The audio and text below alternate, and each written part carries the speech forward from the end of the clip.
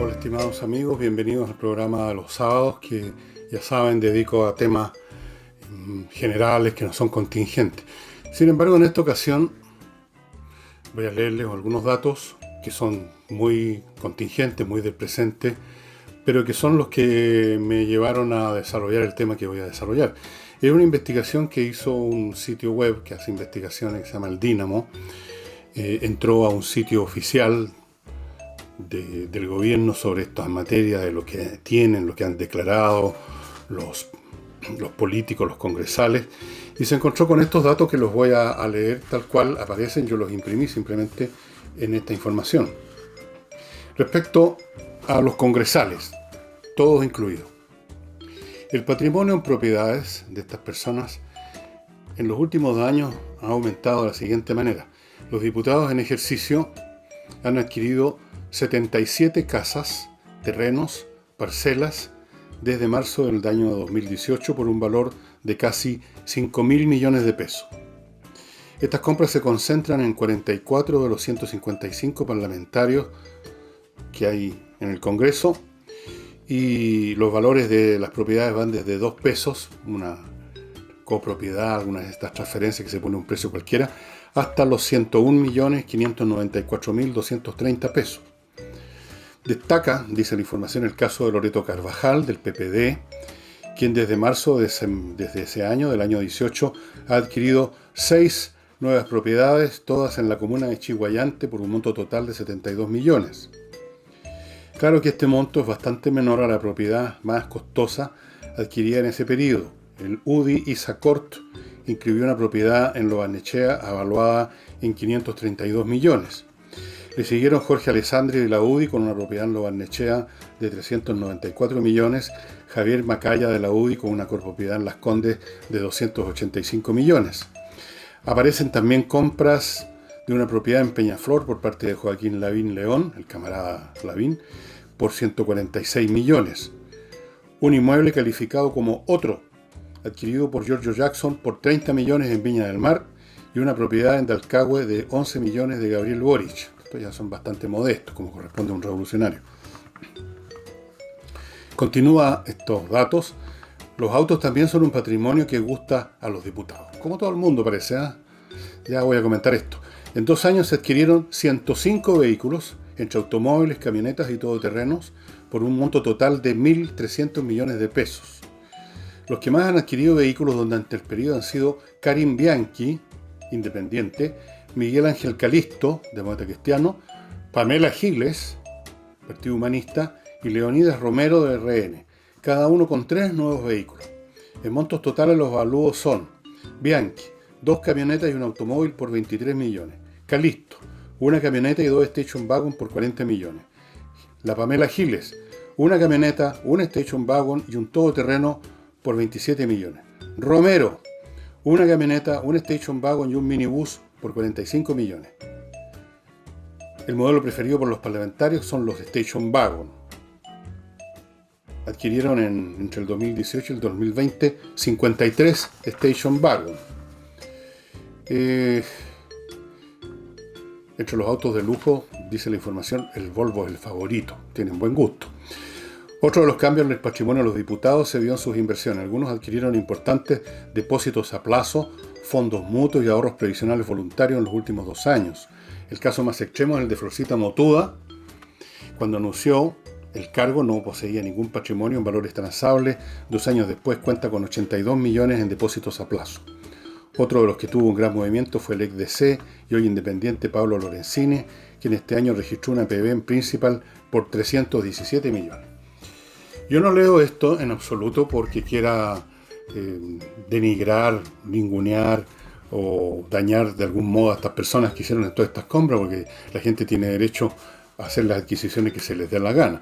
Al contrario, me parece casi un alivio ver que personas como Pamela Giles y otros, por muy revolucionarios que sean, están tan integradas al sistema, al modelo imperante, que tanto detestan verbalmente, que comparten los gustos, las compras, las inversiones y las maniobras con el dinero de todo el mundo.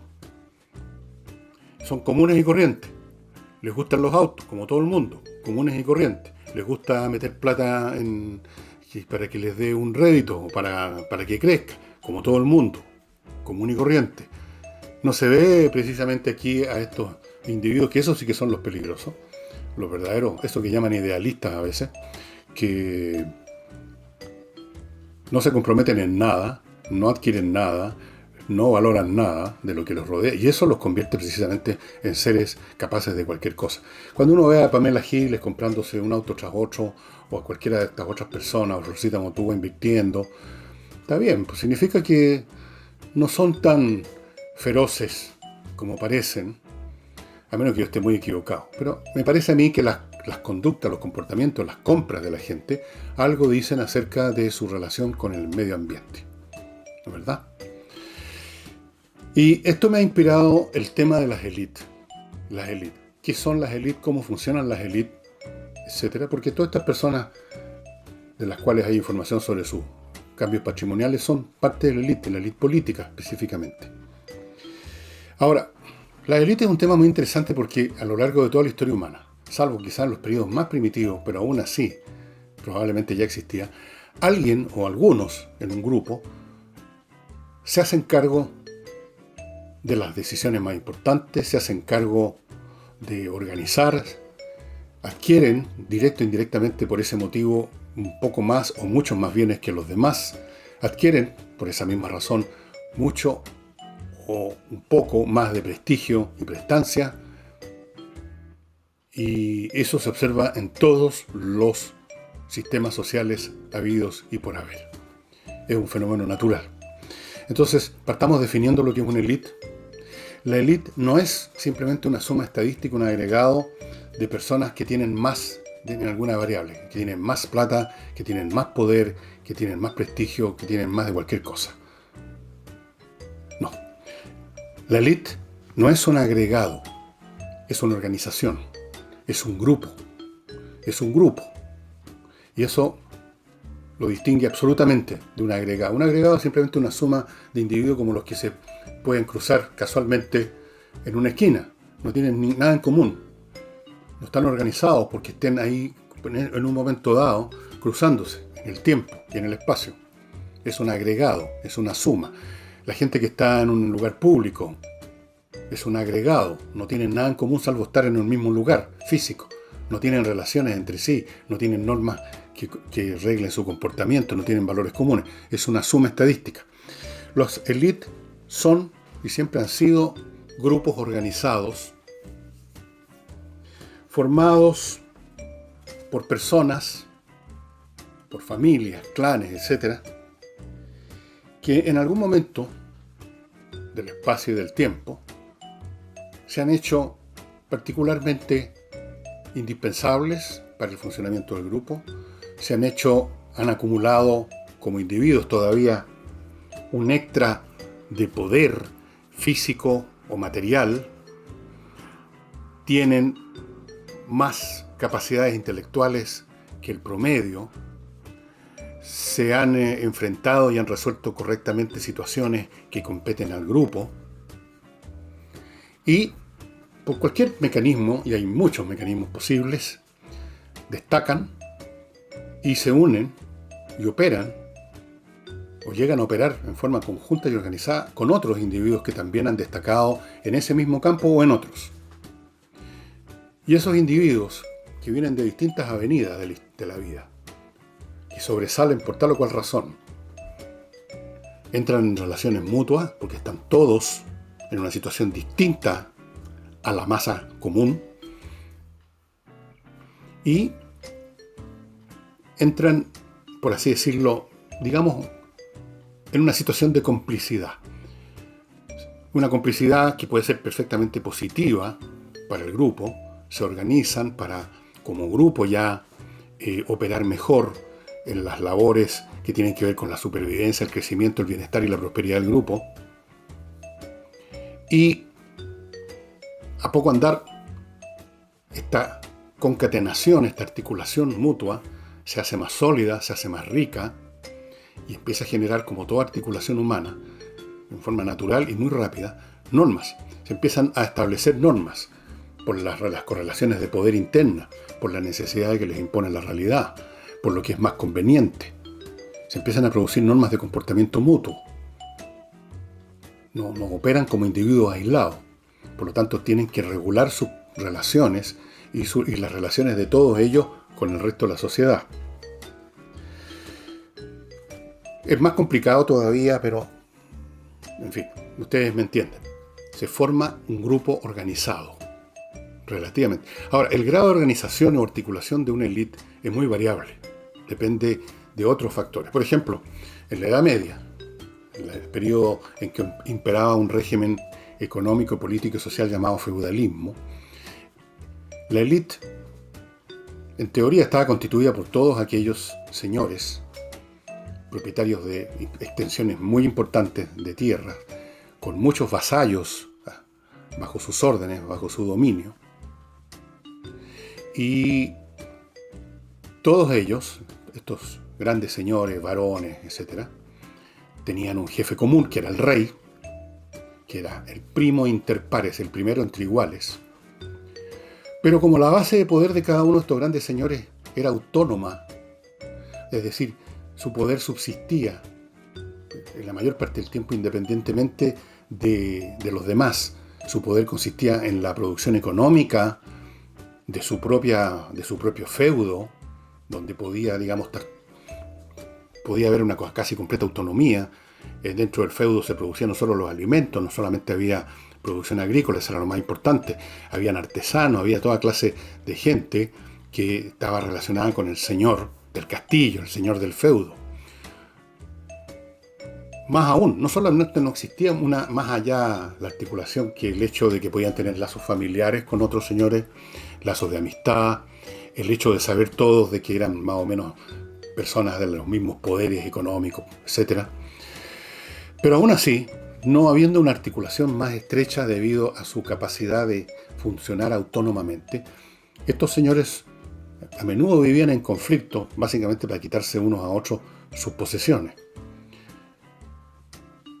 Lo que llamamos un reino, en la época, en plena Edad Media, el reino de Francia, por ejemplo, en realidad no existía. El rey no era más que otro señor feudal, quizás incluso con menos tierra y con menos súbditos que algún otro. Era considerado el rey, era elegido rey porque en algún grado toda organización necesita una forma de jefatura, por débil que sea, para algunos mínimos grados de coordinación. Es una necesidad sociológica, una necesidad del funcionamiento de un grupo. Tiene que haber alguien que, por último, represente a todo el grupo. Tiene que haber alguien que los convoque para discutir asuntos de interés común. Pero la verdad es que esos reinos no existían como entendemos ahora un Estado, una entidad política centralizada, organizada, donde hay un poder superior que es el del Estado. Eso no existía. Era un conjunto de señores feudales entrando en guerra unos con otros, a veces entrando en guerra con el rey. Y el proceso de la formación del Estado monárquico de verdad, con un monarca, o sea, un rey que sí dominaba a todos los demás, que se dejaban de ser ya señores independientes para convertirse básicamente en súbditos, finalmente en cortesanos. Eso es un proceso que tomó siglos. Después tenemos los sistemas centralizados, los imperios, por ejemplo. Ahí la élite es monolítica, es una sola entidad absolutamente articulada y coordinada, con un poder superior que es el jerarca máximo, y todo hacia abajo, coordinado, ordenado y en algunos casos burocratizado. O sea, las actividades de esa élite están racionalmente planeadas y ejecutadas para el sustento del imperio. Es una élite monolítica. Aún si miembros de esa élite operan en distintos planos, en distintas esferas. Ejemplos de imperios modernos, por ejemplo, era la Unión Soviética. Y la Unión Soviética sirve de muy buen ejemplo porque aquellos que habían destacado en el campo de la ciencia, aquellos que habían destacado que eran grandes personalidades del mundo militar, aquellos que eran parte del Comité Central del Partido Comunista, todas estas distintas personas que destacaban por sus capacidades o por lo que fuera en sus distintivos ámbitos, estaban unidos por un espinazo central que era el Partido Comunista. estas distintas actividades, los músicos, los grandes artistas del ballet, qué sé yo, los poetas, los literatos, los militares, los directores de las empresas del Estado, todo eran como costillas enhebradas, sujetas y mantenidas por una sola espina dorsal, que era el Partido Comunista. Así funciona, por ejemplo, hoy China. En China hay élite o personas, digamos, de élite en el campo económico, hay grandes empresarios, hay tipos millonarios, hay artistas, en fin, lo mismo, militares. Pero todos ellos tienen que ser y son miembros del Partido Comunista. El Partido Comunista no solo es el que manda más de todos estos grupos, es el que articula todos estos grupos. Usted no puede ser un gran empresario en China o un gran dirigente militar si no es al mismo tiempo miembro del Partido Comunista y tiene una función o una relación muy cercana con el Partido Comunista. No hace muchos días, por ejemplo, ha sido condenado a muerte un tipo que está en el área de las finanzas y que había cometido aparentemente una serie de desfalcos, como muy usual en China, hay mucha corrupción, y lo condenaron a muerte.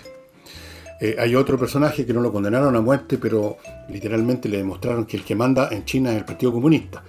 Estamos hablando de un personaje dueño de una de estas enormes empresas, no sé si es Alibaba o algo por el estilo. Esas son élites monolíticas, que están además absolutamente organizadas no solo en el plano administrativo, burocrático, de poder, sino que están pegadas, coaguladas mentalmente por una doctrina. En el caso del Partido Comunista China, la doctrina marxista. Y luego tenemos el caso de las democracias, pero eso antes de entrar a las repúblicas, a las democracias, a mundos como el nuestro, permítanme partir con mi primer bloque de auspiciadores de día sábado. Voy a partir con el libro de Ulises Caravantes, que ya a ustedes se los he mostrado muchas veces, pero se los voy a seguir mostrando porque también hay muchos de ustedes que todavía no lo han adquirido, no me han hecho caso. Desde los valles transversales a los canales australes trata principalmente, pero no exclusivamente, de revoluciones como la del año 1859 que hubo en el norte de Chile, una de varias, de muchos motines. Fue un siglo muy movido en la historia política de Chile. Recuerden que termina en 1891 con la Guerra Civil. Entonces, básicamente este libro de Ulises Caravantes se concentra en eso, y se concentra de una manera distinta a la habitual porque gran parte de su documentación es privada. Tiene que ver con diarios, con documentos, con cosas que escribieron familiares de Ulises Caravantes de esa época. Tatarabuelos, bisabuelos, tatarabuelos más bien diría yo. Como recordarán, y se los he contado algunas veces, la gente educada en esos periodos, muchos de ellos llevaban diarios. Al terminar el día anotaban con mayor o menor detalle, con mayor o menor elegancia, con mayor o menor fluidez narrativa, los acontecimientos del día, no solo personales, sino que lo que habían visto, lo que estaba pasando. La amplitud, por supuesto, variaba, el grado de latitud de las memorias variaba, pero en cualquier caso son materiales que han sido muy importantes para los historiadores profesionales y le dan mucha riqueza, mucha vida al relato histórico. Para conseguir este libro, ustedes tienen que simplemente mandarle un mail al autor a ucaravantes@gmail.com y ahí va el autor a decirles cómo se compra, cómo se recibe. Y luego les recuerdo el vino Love. Les muestro siempre esta misma botella porque se me acabaron las otras, me las tomé. Confieso, padre, que me las tomé. Bueno, por algo será. No me tomo cualquier cosa yo. Estos vinos Love son de gran calidad. Esta viña es pequeña, pero es una viña pequeña que produce vinos muy especiales. Este Zaira del 2017, yo no sé cómo ha resistido mi sed etílica, pero lo ha resistido porque tengo que mostrar una botella. Si no, ya me la habría tomado, si me quedara otra más. Y son vinos muy buenos. Ustedes están viendo los datos a mi izquierda, cómo conseguirlos. La única condición para obtener estos vinos exquisitos es que usted compre por lo menos una caja con 6 botellas. Si no, la viña no podría funcionar. Ir desde la viña a su casa por una botella es poco rentable, o sea, es ruinoso. Una caja con 6 botellas, además, que menos. Si uno cuando toma vino no toma una botella al año. Así que se pueden perfectamente comprar una caja con 6 botellas. Y no olvidéis el ajedrez. El ajedrez, este gran ejercicio para los mayores y este gran formador de mentes para los menores, especialmente los menores habilosos, que cambian la vida a las personas. Realmente un niño que aprendió a jugar ajedrez y que dedicó un poco de tiempo a eso, es una persona muy distinta a un niño que en vez de ponerse a pensar disciplinadamente se dedica a mirar cualquier cosa en una pantalla. De ahí mismo, ahí ya se separan las vidas. Y uno casi puede prever a dónde va a llegar cada cual según cómo se está formando el niño desde ese momento, desde la niñez. Entre a espacioajedrez.com, ahí está la caja, con las piezas, con el tablero y, cosa que no va a encontrar en una caja cualquiera que usted comprara acá, un manual muy bonito, muy bien hecho para los niños, para los que no saben mover las piezas, los que no saben el juego, y 3 licencias para entrar a espacioajedrez.com, que es un lugar muy interesante. Y además usted puede comprar este reloj que le permite darle al juego el ritmo del tiempo. El tipo hace su movida, toca acá y empieza a correrle el tiempo adverso, empieza a... ¿Qué te pasa? Ahí está. Empieza a correrle el tiempo, supongamos que la partida era 5 minutos y empieza a correrle el tiempo, juega, aprieta y empieza a correrle el tiempo al otro, etc. Súper entretenido, así son todos los juegos, ¿no? Tienen que ser en el tiempo. También trae 3 licencias, así que ya sabe, espacioajedrez.com. En la democracia son sociedades donde las élites funcionan de una manera más compleja. No hay una élite monolítica, ni hay una élite constituida por un montón de individuos como en el feudalismo, básicamente autónomos y que se reúnen de vez en cuando con el rey para alguna fiesta, que guerrean entre sí. Hay distintas élites en los distintos campos de una democracia, que además son sociedades más modernas, más complejas en su estructura económica, productiva, tecnológica. Entonces hay una élite, por ejemplo, del mundo del entertainment. Están los personajes más famosos que operan en el mundo de la entretención, los grandes músicos, perdonen que los metan en el entertainment, los grandes actores de cine, las actrices, los que llenan las taquillas. Hay una élite, los más destacados de ese grupo. Hay una élite militar. Las instituciones militares tienen, por supuesto, una jerarquía y los tipos que están más arriba, los que están en el Pentágono, en los puestos superiores, los que forman parte de, digamos, son los generales de 5 estrellas, los tipos que manejan los que son comandantes generales de las Fuerzas Armadas, sus subordinados inmediatos, todo eso forman parte de la élite militar. Hay otros también que se suman a la élite militar, que son tipos de alto nivel, técnico o de jerarquía, qué sé yo. Supongo que eso incluye también generales de menos de 5 estrellas, 4 estrellas, 3 estrellas. Hay una élite en ese mundo. Hay una élite política propiamente tal. La gente que forma parte del Congreso, de la presidencia, o sea, del Poder Ejecutivo. Hay una élite legal, ¿cierto? Los jueces de los más altos tribunales, en Estados Unidos, por ejemplo, la Corte Suprema, aquí también en Chile la Corte Suprema. Hay una élite económica, los más ricos, los más potentes económicamente, pueden ser más o menos, y dentro de esa élite uno podría subdividirse en varias élites específicas de acuerdo al tipo de actividad económica. Hay una élite en Estados Unidos, en Silicon Valley, las industrias que tienen que ver con la alta tecnología informática. Hay una élite en el mundo de la industria del automóvil. Hay distintas élites. Pero estas distintas élites están muy vinculadas entre sí. No es simplemente un artefacto verbal el decir que las élites son todas una sola, o que... No. Hay una coordinación informal y formal. Las élites, por ejemplo, militares, la gente del Pentágono que maneja las fuerzas militares de Estados Unidos, obviamente que se reúnen con frecuencia y coordinan decisiones y todo con la Casa Blanca. Y la gente que está en el Congreso también tiene que tener una relación con el Ejecutivo. Y la gente que está en el Congreso tiene relación con las grandes élites económicas por las leyes que hay que promulgar o los lobbies que reciben de parte de ciertos poderes. Hay una cierta, si no coordinación, que supone un fin común específico, una interacción importante. Y de esto voy a mostrarles varios libros, pero voy a partir con este. Este libro es un clásico en el estudio de la élite del poder en Estados Unidos. La élite del poder de Wright Mills. Este es un libro que estudié hace 1.000.000 de años atrás y estoy encontrando notas escritas hace 1.000.000 de años atrás cuando estaba en la universidad. Y precisamente hace aquí un análisis muy interesante Wright Mills sobre aquí por ejemplo los capítulos, ya nos dicen más o menos en qué se metió Wright Mills. Los altos círculos del poder, los ricos corporativos, los altos directivos, otra élite, los muy ricos, las celebridades, este es el mundo de Hollywood, los famosos, los que salen en las portadas, las revistas, en sus cócteles, los 400 de Nueva York, los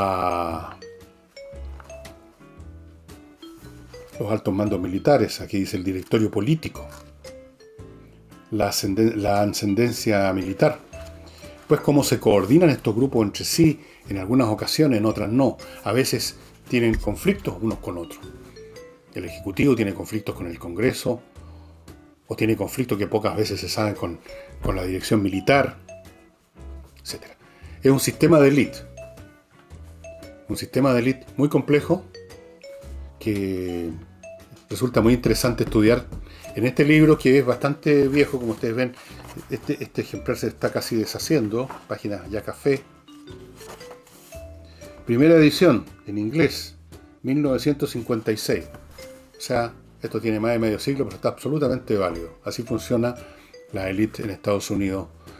Han emergido otras élites cuando emergen otras actividades en una sociedad, obviamente.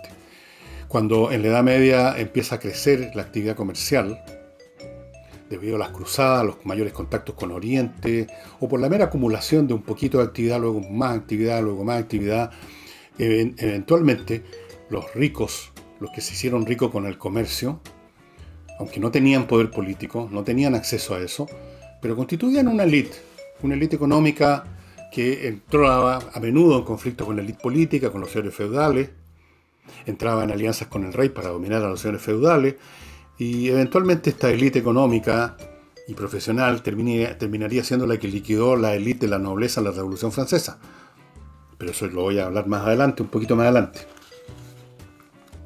Ahora, cualquiera que sea la estructura de la élite, y cualquiera que sea la élite, los que pertenecen a ella, entonces no pertenecen simplemente a un agregado estadístico de personas que no tienen relación, sino que pertenecen a un grupo. Y por lo tanto, el tema del mérito personal es importante a menudo como ticket de entrada, pero no es necesario como para mantenerse ahí. La membresía se puede heredar. El rico tiene hijos, y ese hijo, aunque sea un palurdo, un pelotudo, hereda la riqueza y sigue siendo parte del élite, aunque probablemente si es pelotudo va a derrumbarse porque va a meter las patas y se va a perder el dinero y se va a desaparecer. Uno ve ese fenómeno, por ejemplo, en el ascenso y descenso de familias, incluso en la historia de nuestro pequeño país. Familias que en un momento dado eran poderosas, con apellidos rimbombantes, sonoros, y ahora uno encuentra sus mismos apellidos en niveles bastante más bajos. Y el proceso de pérdida de pertenencia a la élite se empieza a notar. Los hijos de los que ya estaban un poquito decaídos, ya tienen menos acceso, los invitan menos, sus contactos sociales empiezan a disminuir hasta que finalmente desaparecen del escenario. El mérito personal entonces es importante en un momento dado, o la vocación personal, o la diligencia, algo que tiene la persona, pero el mérito, como digo, viéndolo desde el punto de vista puramente individual, no es lo esencial. Lo esencial, una vez que uno pertenece al grupo, es obedecer las normas del grupo, es aceptar la cultura del grupo, es actuar como parte del grupo, ser uno de los nuestros, como se dice. El mundo académico, que es un universo en miniatura per se, por su propia naturaleza, es un muy buen ejemplo de eso. Usted, si quiere ser académico, o sea, por ejemplo, profesor, titular de historia en una universidad, usted va a tener que haber cumplido va a tener que acumular algunos méritos, da lo mismo si estos méritos son difíciles o no de conseguir, pero va a tener que presentar un ticket de entrada. Usted va a tener que haber sacado un posgrado, desde luego tiene que haberse recibido, tiene que sacar un posgrado, tiene que ser un máster, ojalá ahora con una especie de carrera armamentista que ahora en título y posgrado, ojalá un doctor. Y eso asume cierto mérito, el mérito por último poder pagar el posgrado, el mérito de haber sabido convencer al profesor guía que lo suyo está bien hecho, el tesón, incluso a veces la inteligencia. A veces, la inteligencia digo porque no todos los posgrados, no todas las actividades requieren un especial brillo intelectual. Eso más bien se limita al campo de las ciencias duras. Y dentro de las ciencias duras algunas especialidades. En lo general aquí no se trata de inteligencia como de tesón, voluntad, ganas, oportunidades, becas, lo que sea. El hecho de que usted saca su ticket de entrada, se convierte en académico y de ahí en adelante usted es miembro de un grupo, usted es miembro de una academia, usted es miembro de una profesión, usted es miembro de una universidad, de un centro de estudio, que tiene sus normas, que tiene sus intereses como grupo, que tiene sus valores, todos los cuales giran alrededor más o menos de la misma cosa, mantener la vida y ojalá la prosperidad del grupo, mantener la cohesión. ¿Y quién dentro de este mundo académico, miembro de este mundo académico, se escapa a esas normas? Por ejemplo, porque ocurrió que este tipo era especialmente más inteligente, más brillante, más talentoso, más genial o más innovativo que los demás. Y saca una nueva teoría de su campo. Va a obtener, y siempre ha ocurrido así, el inmediato rechazo, el inmediato disgusto, el ninguneo de sus camaradas, de sus colegas. Lo cual, para quien mira desde afuera, le parece increíble porque se supone que un académico que está trabajando en una actividad, en una ciencia especialmente, está preocupado del desarrollo de la ciencia misma, está preocupado de la verdad. Y por lo tanto uno asume como lego ignorante y candoroso, que alguien que inventa algo nuevo para esa ciencia va a ser levantado, digamos, en un altar. Pero no es así. Fíjense, les voy a contar una pequeña anécdota. Ustedes saben quién fue Copérnico, el hombre que en una obra publicada en 1543, cuando estaba en el lecho de muerte, porque esperó, y ya les voy a explicar por qué, publicó un libro, el título en latín no se los voy a dar, donde finalmente postula la teoría heliocéntrica, es decir, que en el sistema solar el centro no es la Tierra y todos los demás giran alrededor de nosotros, sino que el centro es el Sol y la Tierra y los demás planetas orbitan alrededor del Sol. La teoría o la versión normal y oficial y equivocada es que Nicolás Copérnico demoró la publicación hasta el día prácticamente de su muerte de esta obra porque temía la reacción de la Iglesia. Falso. La Iglesia ya conocía la teoría de Copérnico. Él se la había contado al Papa mucho antes de escribirla en un libro, porque él había estado desarrollando esto por años, por supuesto, y el Papa había escuchado, no me acuerdo el nombre de ese Papa, no atacaba el centro de gravedad de la Iglesia, en ese momento al menos. El propio Nicolás Copérnico, en alguna de sus obras, si no es en esta misma, explicó la razón. Tenía miedo a la reacción no de la Iglesia, sino de sus colegas. Colegas formados durante toda su vida, habiendo hecho sus vidas académicas en función de la teoría de Ptolomeo, o sea, la teoría de que la Tierra era el centro de todo.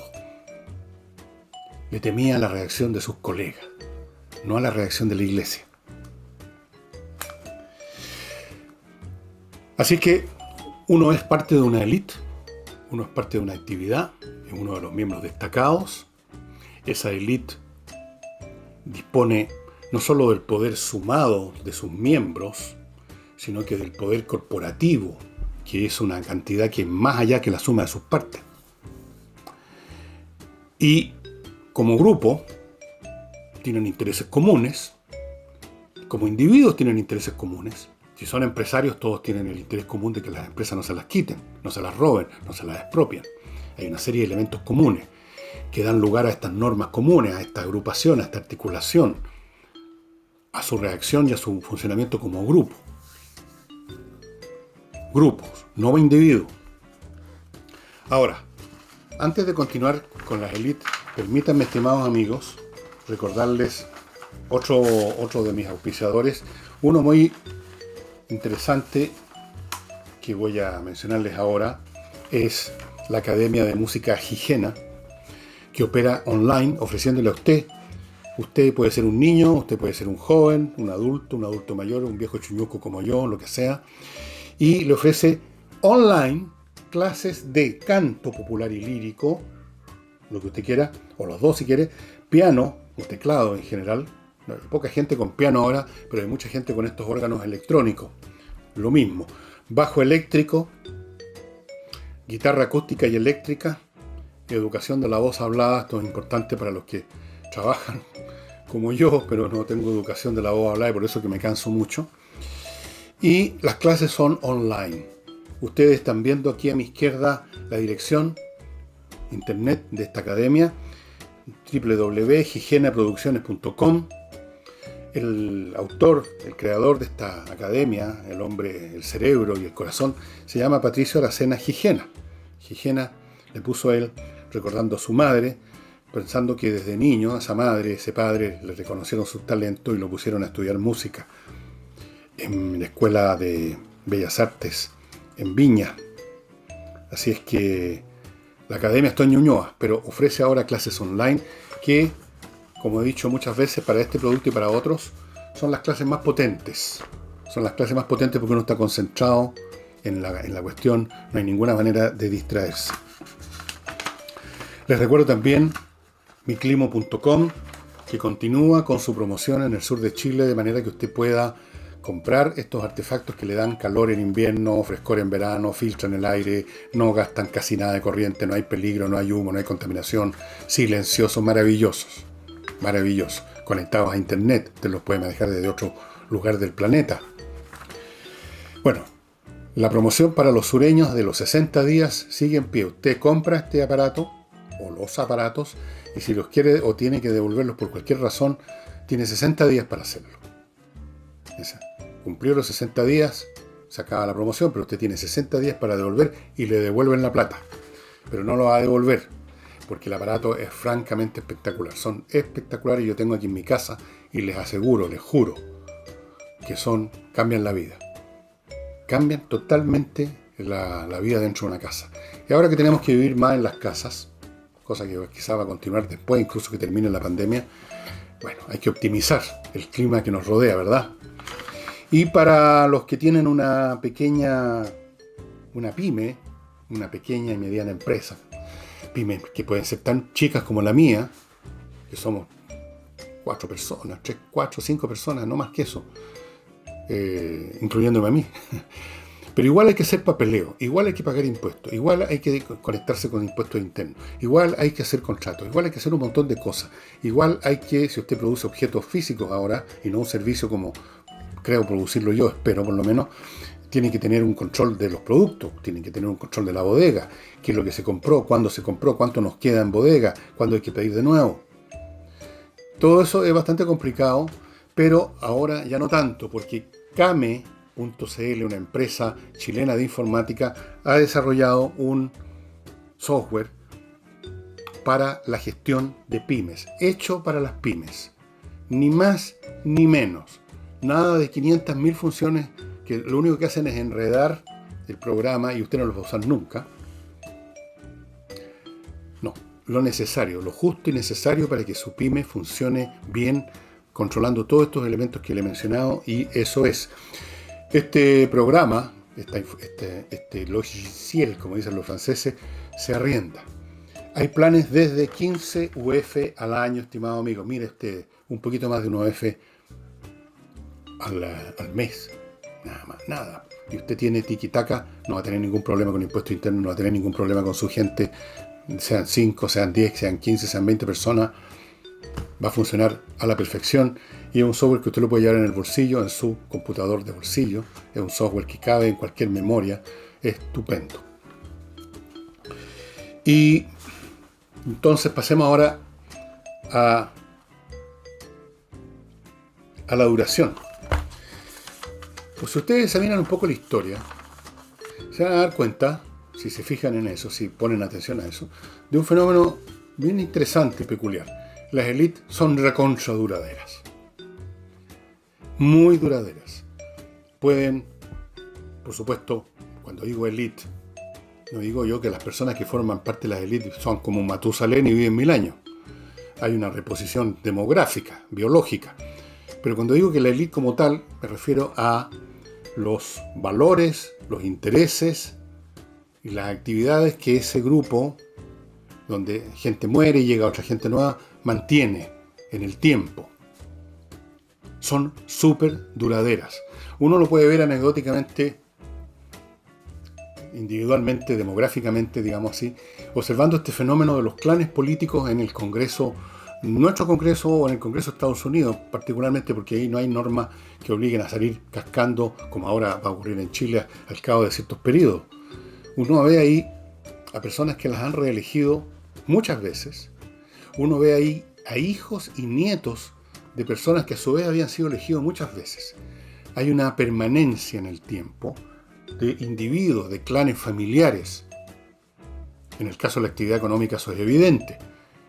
La persona que es dueña de un gran predio agrícola que ahora está dedicado, digamos, a la exportación de bienes, de productos agrícolas de exportación, está dedicado a eso, es hijo de un latifundista que tenía quizás el mismo fondo o uno parecido, el mismo, más grande, un poquito más chico, o varios más, y que se dedicaba quizás en ese momento a la engorda. Y ese papá a su vez tenía un abuelo que también era latifundista y así sucesivamente. Y nos vamos para atrás y vemos que hay una sucesión, una herencia familiar, una permanencia de personas, de apellidos, de clanes familiares, que es bastante notorio en política especialmente, pero también en el mundo económico. ¿Y por qué son duraderas las élites? Bueno, entre otras cosas porque son duraderas las funciones que cumplen, para empezar a hablar. Y a veces esas funciones no cambian mucho, por lo tanto se ven como permaneciendo iguales a lo largo de las generaciones. Y segundo, y esto explica también por qué se forman las élites, como lo dije al principio de este programa, porque en promedio, no siempre, sumando y restando, los miembros de cualquier élite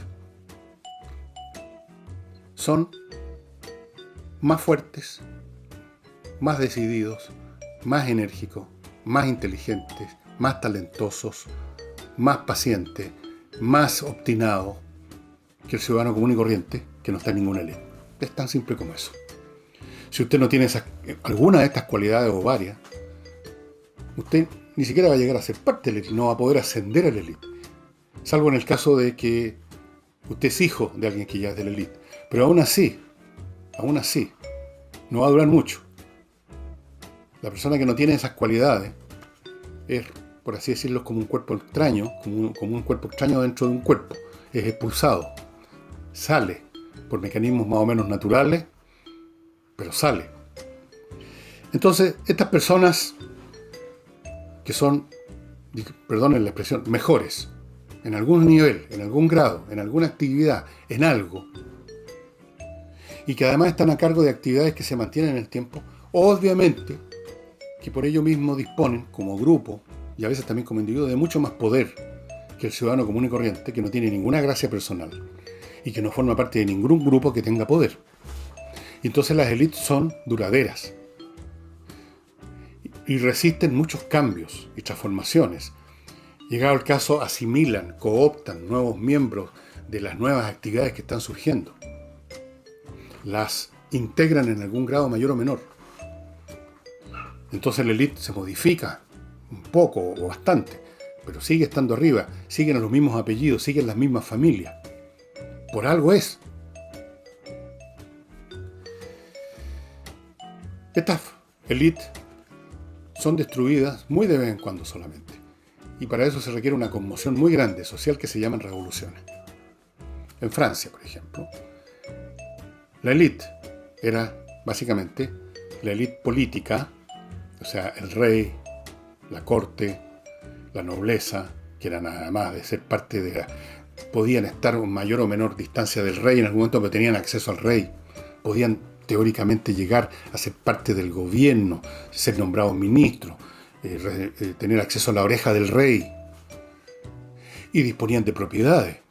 Eran nobles, porque sus padres, sus abuelos y sus tatarabuelos eran nobles, porque en el principio de los tiempos eran propietarios. Esa cuestión es la base de la nobleza, dicho sea de paso, y la educación que da todo eso. Pero les pasó que empezaron a perder su capacidad de ser funcionales. Eso es fundamental. Una élite cumple una función siempre. Les voy a dar un ejemplo después, incluso cumplen funciones, no son casuales, no son un capricho de la historia, obedecen a leyes históricas.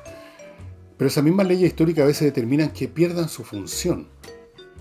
Por ejemplo, estos nobles franceses que fueron destruidos por la Revolución eran descendientes de una larga hilera de nobles que en algún momento, en los principios, en la Alta Edad Media, que sé cómo se llama, habían cumplido una función.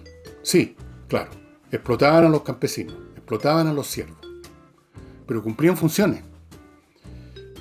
Eran explotadores porque eran fuertes, porque tenían armas, porque habían sabido formarse un grupo armado, pero por lo mismo eran capaces de defender a esos campesinos que tenían bajo su férula de otros.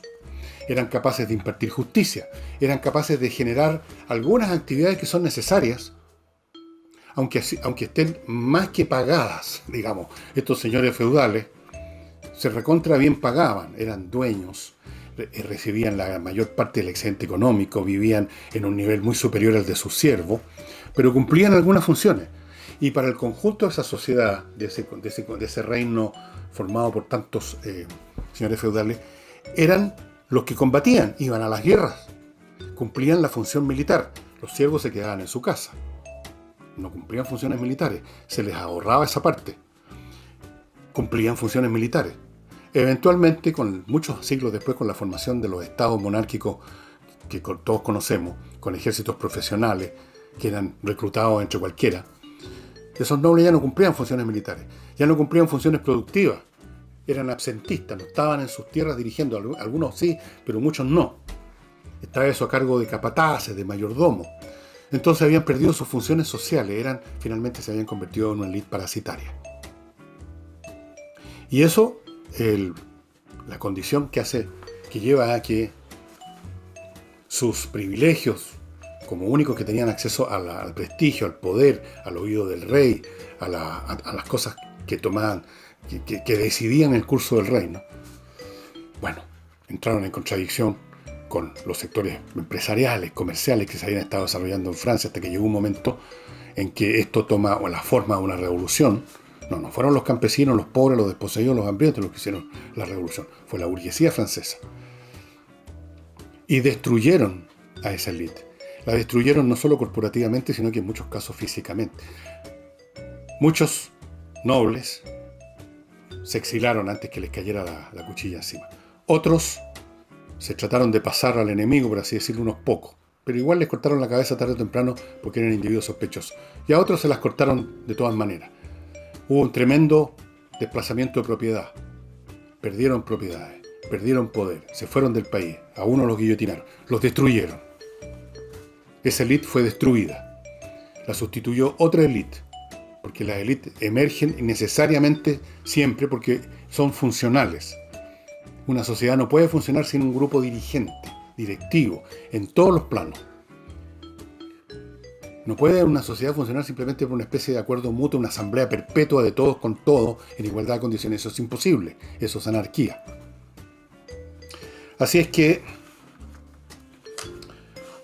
pero son muy resistentes. Fíjense ustedes lo que duran.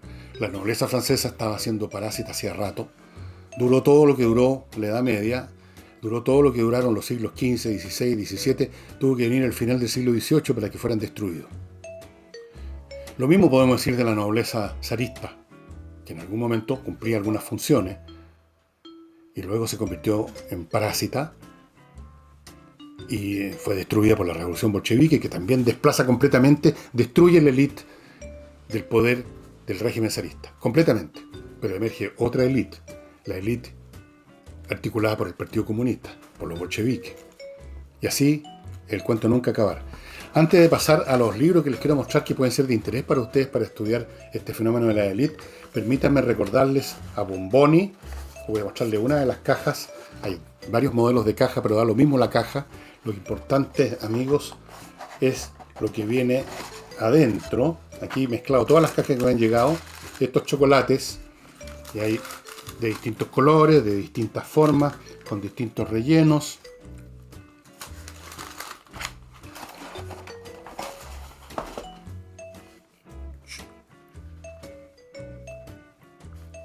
Todos exquisitos. La fórmula de chocolate de estas personas, de Bomboni, una familia croata con recetas que se prolongan hacia atrás en el tiempo hasta el momento que llegó, creo que en el siglo XVI, XVII, llegó el chocolate, que es un producto de América. Recuerden, de América Central. Y la palabra chocolate es del idioma, creo, de los aztecas, chocolate, se decía o algo así. Bueno, desde entonces, en las regiones donde vivían los croatas, en lo que ahora es la península de Albania, al norte de Grecia, al norte de Macedonia, qué sé yo, desarrollaron sus recetas exquisitas que están presentes en estos bombones de Bomboni. La dirección para llamarlo y conseguir estas cajas, a mi izquierda,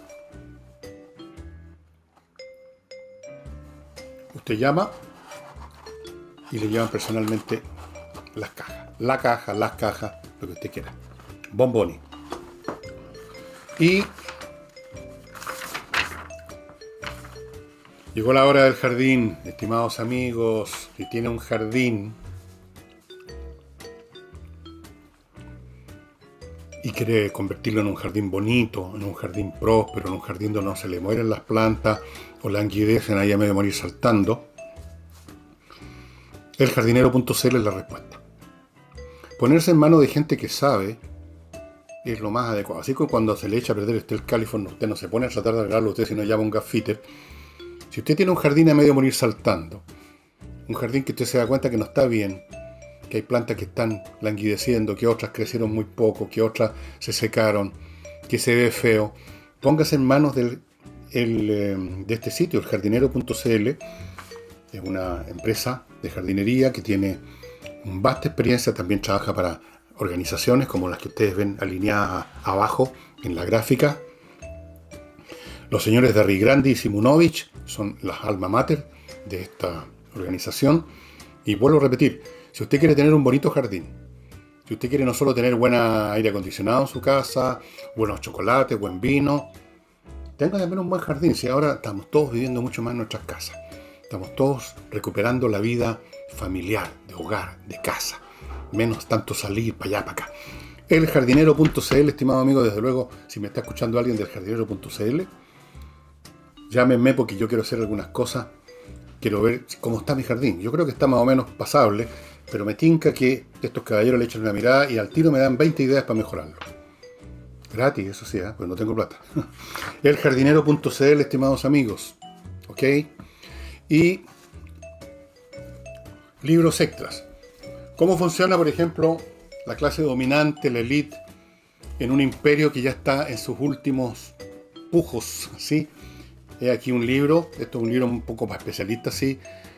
Gobernando en el final, el Later Roman, el Imperio Romano Tardío, de don Christopher Kelly. Es un libro muy interesante, cómo se las arreglaban, esta burocracia inmensa que se creció en el Imperio Romano, cómo funcionaba la élite, cómo funcionaban estos altos dignatarios de la burocracia, que era una parte constitutiva de la élite del Imperio Romano Tardío, la burocracia, cómo se relacionaban con los jefes militares, que eran otra parte de la élite. Todo eso en este libro que ustedes van a encontrar en Amazon. Luego, si ustedes quieren ver otro libro sobre imperios, es este libro que leí hace 1.000.000 de años más o menos, que se llama Los sistemas políticos de los imperios. Esto es más general, no tiene que ver simplemente con el último momento de Roma. Esto lo leí, veo que tengo unas notas apolilladas allá adentro. Y trata las instituciones burocráticas históricas, las fundamentales características de los sistemas políticos y las condiciones sociales de su desarrollo. Todo esto es teoría. La estructura económica de las sociedades burocráticas, el imperio sasánida, el imperio persa, el imperio egipto, por ejemplo. Y así sucesivamente. Muy interesante, esto es como para los estudiantes de sociología y de historia. Y luego un libro que es un clásico del tema del poder, que es Poder y Privilegio, Teoría de la Estratificación Social, de Lenski. Este es un clásico, lo leí también en aquellos años en que yo era joven, porque alguna vez fui joven. Por ejemplo, parte él explicando el siguiente problema. ¿Quién obtiene qué y por qué? La dinámica de los sistemas distributivos. ¿Cómo se distribuye el poder, el prestigio, el privilegio? La estructura de los sistemas distributivos. Sociedades cazadoras y recolectoras. Sociedades horticultoras simples. Sociedades horticultoras avanzadas. Sociedades agrarias. Sociedades industriales. Como este libro fue escrito hace ya una buena cantidad de tiempo, no aparecen las sociedades que tenemos ahora, que son las sociedades de la información, podríamos decir, por darle un nombre. Este es un libro que tiene sus años, pero igual muy valioso. Y eso sería todo, estimados amigos. No olvidéis, a propósito de libros, que mi libro Insurrección está en mi sitio elvillegas.cl/tienda. En el último conteo que hice ayer, preguntando cuántos libros quedan, bueno, quedan un poquito más de 300 libros de la edición que hicimos. Así que si usted está interesado, yo le sugiero que lo compre ya, porque no tengo presupuestado, no tenemos presupuestado el sacar otra edición. O sea, qué sé yo. Ahora, si no le interesa el libro, no tiene ningún problema, estimado amigo. Insurrección. También les sugiero que si están interesados en la historia de la felicidad, lo vayan adquiriendo ahora, porque de ese libro, que sacamos unos poquitos menos que este, quedan menos todavía. Quedan menos de 200 ejemplares. Así es que también, si está interesado en saber qué pensaban un montón de filósofos sobre la felicidad y cómo obtenerla, la historia de la felicidad es el libro que usted necesita, pero se está acabando, y una vez que se acabe, buenas noches los pastores. Además, si llegamos a publicar más cosas más adelante, vamos a publicar otros libros. Tengo otros libros yo terminados, con muchas ganas de publicarlos. Tengo un libro sobre Valparaíso, como ustedes saben, ya terminado. Un libro muy, pero muy bonito, no por lo que yo escribo tanto, sino por las fotos fantásticas que son de nuestra propiedad. Son fotos hechas por nosotros, por una fotógrafa que trabaja con nosotros. No son fotos de turísticas común y corriente como las que usted ve siempre para representar una ciudad. Este es el libro sobre Valparaíso. Es muy personal porque está basado en mi experiencia en gran parte, y también son muy personales las fotos. No es que las haya tomado yo, pero son tomadas en el curso de mi trabajo para hacer este libro. Y bueno, entonces no sé si vamos a estar haciendo reediciones de estos otros libros, así que si está interesado en Insurrección o en Historia de la Felicidad, le sugiero que los compre ahora. Y bueno, eso sería todo por ahora, estimados amigos. Nos estaríamos viendo mañana domingo, los espero el domingo con Álvaro Salas. Hasta entonces.